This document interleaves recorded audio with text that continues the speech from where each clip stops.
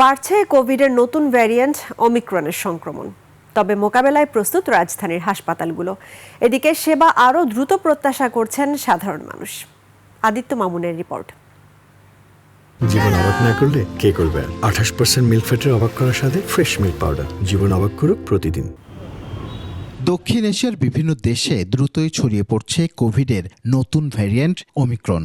একই সাথে পাল্লা দিয়ে বাড়ছে ডেঙ্গু। এসব রোগের প্রকোপে আতঙ্কিত সাধারণ মানুষ। তারা বলছেন, গতবার কোভিডের হঠাৎ প্রাদুর্ভাব হলেও এবার যেন সেবা প্রাপ্তিতে বেগ পেতে না হয়। যাবতীয় অ্যাম্বুলেন্স সুবিধা এবং অন্যান্য সুযোগ সুবিধা থাকবে। নার্স জানি দ্রুত কাজ করে, এইগুলা জানি প্রপারলি জানি হয়।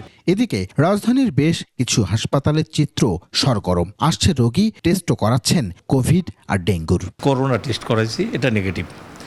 ডেঙ্গু টেস্ট করেছি, সেটাও নেগেটিভ। যদি এটা আরও বেশি দ্বিগুণ হয়ে যায়, হয়তো তখন আমাদের জন্য একটু কষ্টসাধ্য হয়ে যাবে। কিট, টেস্ট করানো ল্যাব, অক্সিজেন, অ্যাম্বুলেন্স সহ সকল উপকরণ নিয়ে প্রস্তুত হাসপাতাল।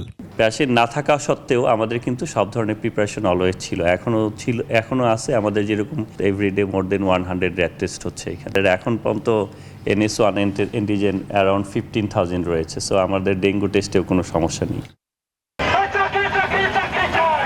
তবে হাসপাতালে যারা সেবা দেবেন, ল্যাবে যারা কাজ করবেন কিংবা টেস্ট করাবেন, তারাই চাকরি স্থায়ীকরণ ও বকেয়ার দাবিতে রাস্তায় নেমেছেন। অনেক দুঃখ ভারাক্রান্ত মন নিয়ে আপনাদের সামনে উপস্থিত হয়েছি। 1 জানুয়ারি থেকে আদিত্য মামুন, 21 টেলিভিশন, ঢাকা।